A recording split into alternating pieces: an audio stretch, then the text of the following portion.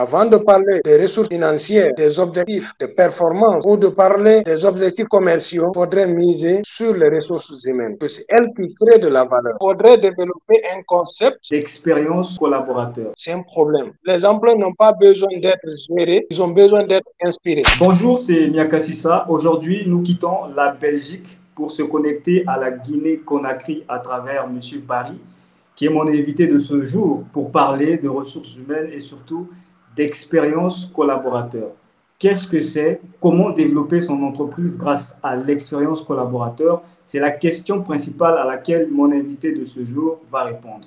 Monsieur Barry, bonjour et comment allez-vous? Bonjour, monsieur Miaka Sissa. Merci, je vous remercie d'être là. Alors, est-ce que vous pouvez commencer par vous présenter pour ceux qui ne vous connaissent pas et surtout nous dire en quoi vous êtes qualifié pour qu'on vous écoute parler de ressources humaines et surtout d'expérience collaborateur. Alors, merci encore pour l'invitation. Je suis Mamadou Ali Bari, juriste de formation à la base. Je suis spécialiste des ressources humaines, responsable des ressources humaines dans une entreprise, coach emploi, fondateur du site Pro Emploi Guinée et associé gérant de cabinet Pro Emploi. Première question que j'aimerais vous poser, c'est de savoir, je crois savoir que les ressources humaines sont un domaine assez vaste. Qu'est-ce qui vous a motivé de choisir comme thème d'aujourd'hui l'expérience collaborateur?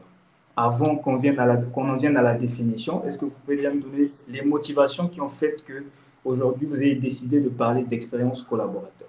Alors, merci encore. Vous n'avez pas sans savoir que dans les entreprises, on parle souvent l'expérience client. Et vous savez, les patrons des entreprises cherchent une seule chose, c'est la performance, c'est le résultat, c'est la richesse. Ceci dit, vous savez que ce sont des concepts de management qui ont été développés depuis des années. Il y a une erreur qui a glissé. Les entreprises ont pensé que l'expérience client pourrait amener la performance au sein des entreprises. Mais en réalité, c'est tout autre. Aujourd'hui, quand vous prenez le best-seller de Vinette Neymar, il dit clairement que les employés d'abord, les clients ensuite. Cela veut tout dire. Ça veut dire quoi? Vous savez, quoi qu'on en dise, ce sont les employés qui créent de la richesse au sein de l'entreprise. C'est eux qui créent de la valeur. Donc, si on ne mise pas sur ces entreprises, ces employés, et qu'on pense aux clients, c'est une erreur. Donc, on a développé ce concept d'expérience client. Après, on est venu au concept expérience collaborateur, mais on a compris que en réalité, il y a toujours un problème. Donc, finalement, les entreprises ont compris qu'il faut développer le management de l'expérience collaborateur. Pour ne pas dire expérience employée, on reviendra là-dessus. Donc, un peu, si vous voulez, voici le contexte qui m'a amené, en fait, à s'intéresser à l'expérience collaborateur. Très intéressant ce que vous dites. Justement, j'avais une question par rapport à ça. L'expérience client, comment vous faites la classification? L'expérience client, à mon entendement, c'est quelque chose qui est très lié au processus de marketing et de vente. Est-ce que en ressources humaines aussi, est-ce que vous prenez en compte aussi l'expérience client dans les ressources humaines ou est-ce qu'il y a une séparation? C'est-à-dire que l'expérience client au marketing et à la vente et l'expérience collaborateur aux ressources humaines. Ou est-ce qu'il y a un domaine qui inclut l'autre? Comment vous faites cette distinction-là pour que nous aider un peu à se retrouver? Merci beaucoup. En fait, il faut le dire, l'expérience collaborateur s'inspire de l'expérience client. L'expérience client, c'est un concept de marketing. Il est né dans le domaine du marketing. L'objectif est, en fait, de voir quels sont les ressentis, quelles sont les satisfactions en fait du client. Alors, les ressources humaines ont compris aussi qu'il faudrait développer un concept qu'on appelle l'expérience collaborateur pour voir les interactions, relations entre employeurs et employés au sein de l'entreprise, voir dans quelle mesure les employés pourront être le premier en fait en termes de bien-être et de satisfaction au sein de l'entreprise avant de penser, si vous voulez, aux clients. Donc, nous, RH, au sein des entreprises, nos premiers clients, ce sont les employés, ce sont les salariés. On a parlé de l'expérience collaborateur. Parce que au sein des entreprises, nous avons les employés, nous avons les prestataires, nous avons les consultants, nous avons les stagiaires. D'accord? Donc, il faudrait que notre démarche prenne en compte tout cet ensemble-là. Sinon, on aurait dû se limiter simplement à l'expérience employée. Mais tout ceci là participe à la création de la valeur au sein de l'entreprise. Donc, c'est un peu ça. Parfait, le contexte est posé, très bien posé d'ailleurs. Et donc maintenant, je vais vous poser la question explicite de savoir qu'est-ce que l'expérience collaborateur, comment vous pouvez expliquer ça pour que même l'entrepreneur qui est dans la rue, qui n'a pas fait de longues études, puisse comprendre ce que c'est que l'expérience collaborateur et pourquoi c'est important pour développer la croissance d'une entreprise. L'expérience collaborateur se définit comme étant l'ensemble des interactions et des ressentis de l'employé tout au long de sa carrière professionnelle au sein de l'entreprise, même après, c'est-à-dire de son recrutement à sa sortie de l'entreprise, même après sa sortie. Alors, en termes simples, en fait, ça veut dire que c'est ce que l'employé vit au sein de son entreprise, auprès de son employeur et auprès de ses collègues, surtout auprès de ses managers au cours de sa vie professionnelle. Donc, ce sont ces ressentis-là. C'est l'expérience qu'on leur donne. C'est ce partage quotidien professionnel. C'est ce qu'on appelle ici expérience collaborateur. Excellent. Et vous avez parlé, vous avez un peu imagé le cycle de vie de l'expérience collaborateur pour un employé quelconque. Vous avez dit que ça part du recrutement jusqu'à sa sortie de l'entreprise et même après. J'aimerais un peu comprendre après là, pour moi, c'est pas trop clair. Après, qu'est-ce qui se passe pour que l'expérience collaborateur continue à suivre un employé qui a quitté l'entreprise? Ok. Vous savez, lorsqu'un employé, en fait, est à la retraite, vous comprenez très bien que nous, RH, nous devons avoir un œil, en fait, sur ces personnes qui aillent à la retraite. Il y a des entreprises, en fait, qui développent des projets pour ces employés qui ont servi l'entreprise durant toute leur vie, durant toute leur carrière professionnelle, pour ne pas les laisser comme ça, parce que vous savez comment est la retraite chez nous, surtout en Afrique. Vous savez ce que cela représente. Quand vous perdez le fardeau, vous perdez votre revenu financier et vous vous retrouvez dans des situations difficiles. Il y a des entreprises qui développent des projets, donc pour accompagner en fait ces anciens travailleurs-là pour qu'ils aient une vie meilleure et décente après leur carrière professionnelle au sein de l'entreprise. Pensez qu'avec des idées comme ça, ces anciens travailleurs-là vont oublier l'entreprise? Non, c'est un peu ça. Intéressant. Très, très intéressant. Alors, selon votre expérience sur le terrain, vous venez de définir l'expérience collaborateur. Je vous pose maintenant une question par rapport à votre expérience sur le terrain. Est-ce que vous pensez que l'expérience collaborateur est comprise, est très bien comprise par les chefs d'entreprise tels que vous l'avez décrit? Et est-ce que les entreprises accordent de l'importance à cela de façon à investir dans l'expérience collaborateur pour justement solutionner tous les problèmes autour de cette problématique? Merci beaucoup. Il faut dire que cette question, il y a une problématique. C'est en 2010 que Vinit Nayar, patron du groupe informatique HCL, c'est un homme d'affaires indien, un patron, qui a écrit un célèbre best-seller qui dit les employés d'abord, les clients ensuite. À travers ce concept, il a changé en fait la donne, si vous voulez, sur le renversement du management. Parce qu'avant, on pensait que la satisfaction des clients, simplement la cause ou c'est ce qui pourrait générer la performance. Donc, les patrons des entreprises sont restés longtemps dans ce paradigme-là. Ils n'avaient pas compris qu'il fallait changer. Mais à travers ce vétérinaire qui a permis à reclasser son entreprise et le groupe informatique HCL, né dans un garage en Inde, est devenu l'une des meilleures entreprises informatiques au monde, à travers le concept employé d'abord, client ensuite. Comment il l'a fait? C'est assez important. Il s'est assis, il a dit, il faut développer une culture d'entreprise fondée sur la transparence, notamment la transparence financière, la confiance, mais aussi le dialogue, ok?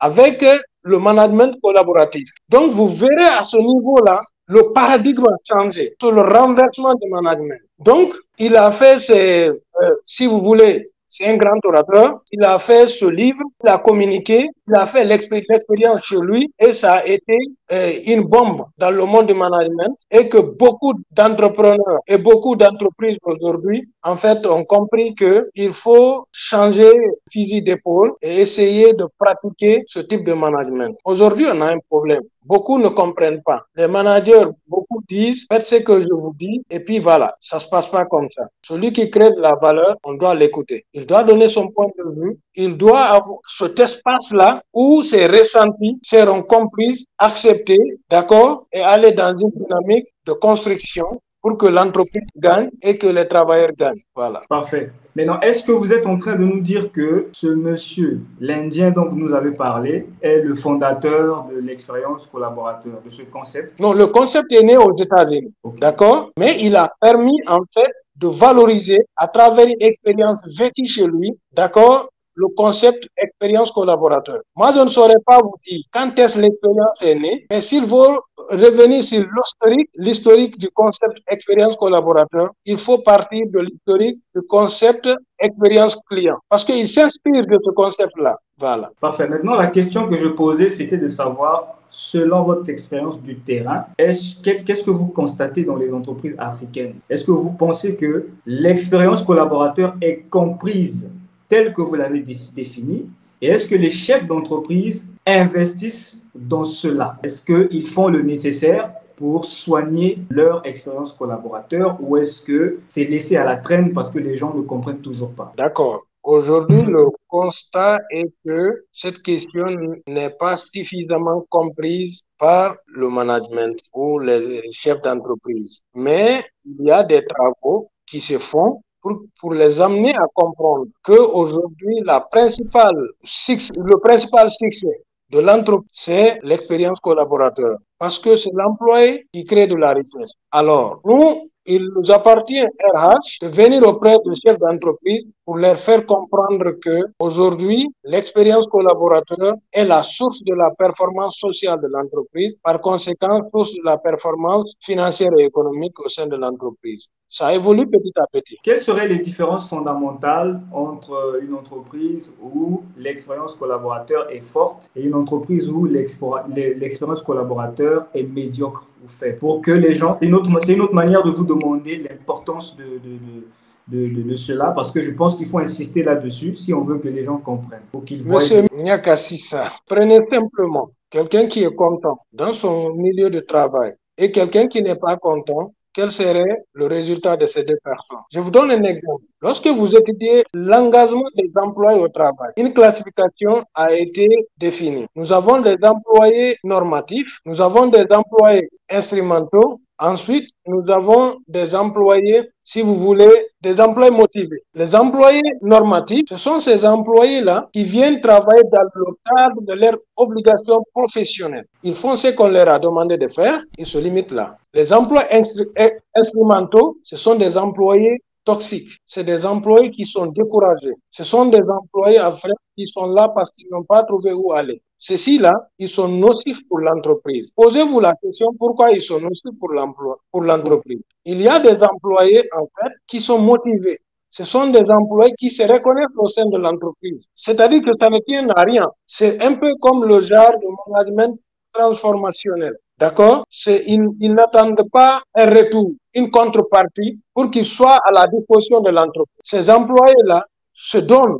Ils sont des ambassadeurs de l'entreprise. Alors, à ce niveau, pour revenir un peu à votre question, quand vous avez ces trois types d'employés au sein de votre entreprise, vous devez travailler pour que le pourcentage des employés motivés et engagés soit beaucoup plus élevé que les deux autres pourcentages. À défaut de ne pas avoir ça, ayez la capacité de faire en sorte que les employés soient normatifs. Alors, mais tout ça découle de quoi?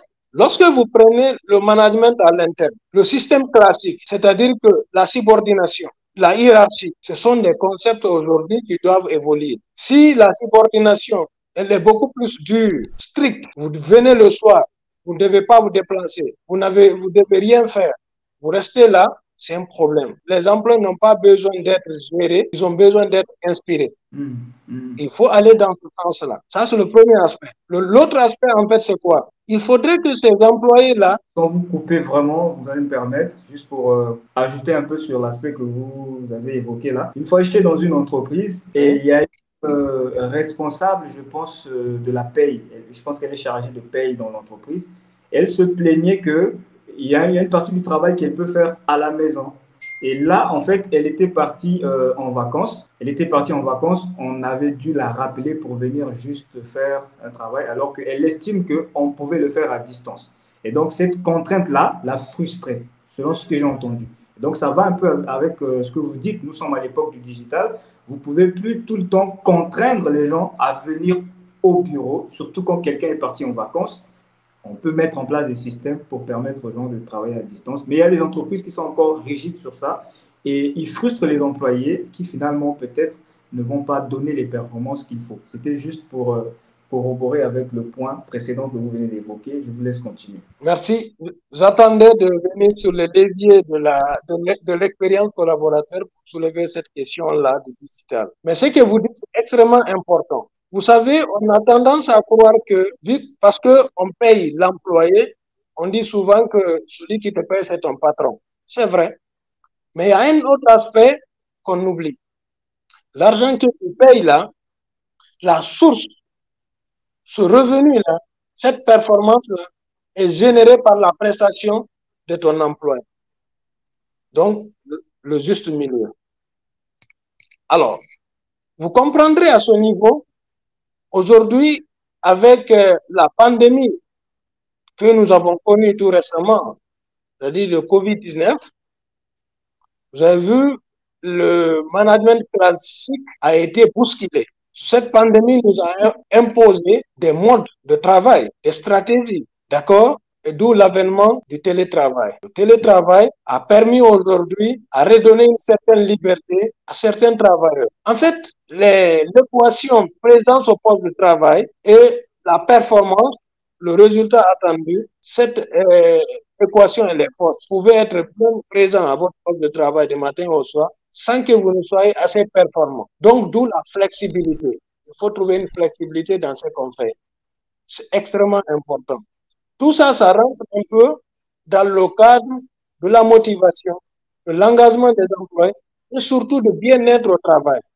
Parce que si l'employé ne trouve pas que le milieu du travail, il est beaucoup plus ragaillardi, c'est un espace qui le plaît, plus que presque à la maison, il se sentira toujours gêné d'être là. Et quand il est frustré, stressé, il ne pourra rien donner. Voilà. Très intéressant ce que vous dites. Et j'ai retenu quelque chose lorsque j'ai insisté sur le fait que vous reveniez sur l'importance de l'expérience collaborateur pour que les gens comprennent. Vous m'avez dit, prenez un exemple où vous avez un employé qui est content et un employé qui n'est pas content.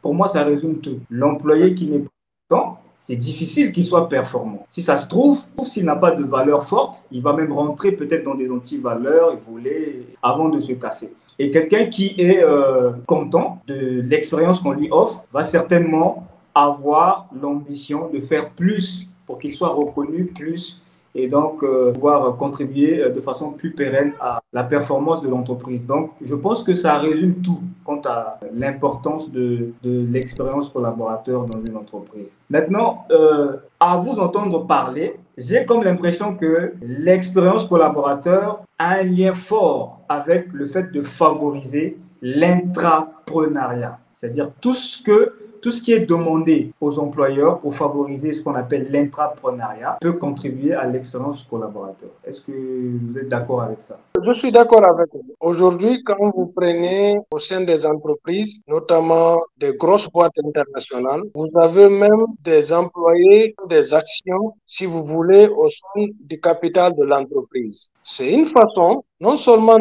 de fidéliser et de maintenir ces employés-là au sein de l'entreprise, mais de l'autre côté, c'est une responsabilisation totale qui se dégage là. D'accord? Lorsqu'un employé fait un parcours élogieux, on le récompense à travers des actions, des intéressements comme ça inspire les autres, n'est-ce pas? Ça, c'est un premier aspect qui est extrêmement important pour l'employé. Deuxième chose, ce qu'il faut dire, il y a des entreprises aujourd'hui qui permettent à leurs employés, d'accord, de s'inscrire dans une dynamique leur permettant en fait d'entreprendre sur autre chose, bien qu'ils soient des employés, n'est-ce pas, mais qu'ils ne rentrent pas dans une logique de la concurrence déloyale. Parce que vous savez, avant, lorsque vous êtes employé, dès que vous entreprenez quelque chose, tout de suite, vous devenez une cible à abattre. Vous dites que vous avez volé de l'argent ou vous êtes en train de faire la concurrence déloyale. Voilà, on parle de tout et de rien. Mais aujourd'hui, cette flexibilité permet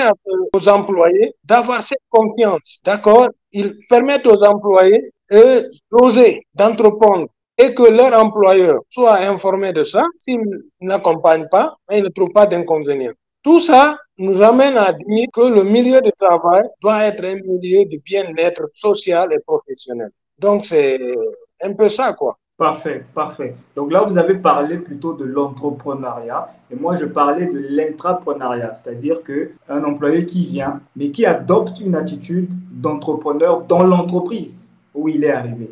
C'est-à-dire qu'il va essayer d'innover, il va pas s'arrêter à ce qu'on lui dit. Il va essayer de voir des erreurs, il va essayer de créer de nouveaux process, il va essayer de... C'est ça qu'on appelle l'intrapreneuriat. Et à vous écouter, il faut avoir une expérience collaborateur forte pour permettre aux gens d'avoir ce courage-là, de pouvoir changer des choses de façon positive, de pouvoir prendre de l'action et ne pas attendre les leaders. L'intrapreneuriat, l'entrepreneuriat au sein de l'entreprise où tu travailles et non ce que tu fais. Ok, merci. En fait, je suis très content pour cette question. Vous savez, moi, quand je rédige les fiches de poste, lorsque vous venez au niveau des missions attendues et les activités à réaliser, il y a une partie que je développe, c'est l'autonomie. Lorsque vous êtes un manager, l'autonomie, la prise d'initiative sera évaluée. Si vous êtes un directeur général, je vous évaluerai à 80%. C'est-à-dire que ce qui est sur votre fiche de poste, on vous évalue à 10%. Mais vos actions, vos initiatives, votre valeur ajoutée, basée sur la dynamique du changement, de ce que vous allez apporter, un sang neuf au sein de l'entreprise, c'est ce qui est beaucoup plus important. Vous comprenez? Il ne faut pas aller sur, si vous voulez, dans une logique de léthargie. Restez là où vous avez trouvé les choses, c'est un problème. Il faut innover. Il faut aller dans l'innovation. C'est un concept qui est beaucoup développé dans l'expérience collaborateur. Moi, je pense que même le technicien de surface doit innover. Quand il vient le matin, aujourd'hui, il lave les toilettes, il trouve que derrière, ceux qui rentrent salissent les toilettes, alors qu'il lave, il va venir proposer pour lui écouter. J'ai constaté que j'ai observé que les employés, après, à chaque fois que je nettoie, viennent, salir. Peut-être il faut attendre 5 minutes que les toilettes sèchent et puis après, ils viennent utiliser les toilettes ou bien prendre des tapettes, rentrer. C'est un exemple. Mais il faut aller dans l'innovation. Aujourd'hui, le monde est guidé par l'innovation, surtout à l'ère digitale. OK?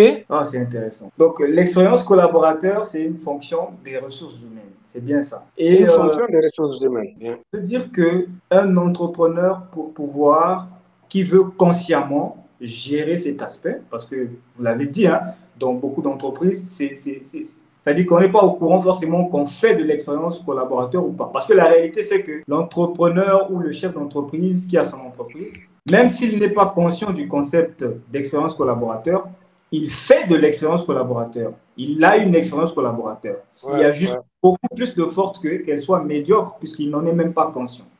Donc maintenant, l'entrepreneur qui veut gérer cet aspect de façon consciente, qu'est-ce qu'il doit faire? Il doit forcément se rapprocher d'un expert en ressources humaines.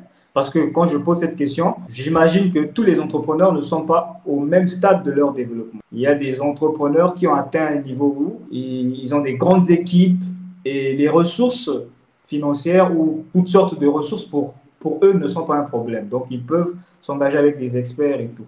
Mais pour l'entrepreneur qui vient de commencer, peut-être qui est seul, est-ce qu'il doit s'exclure de ce concept jusqu'à ce qu'il atteigne un certain niveau?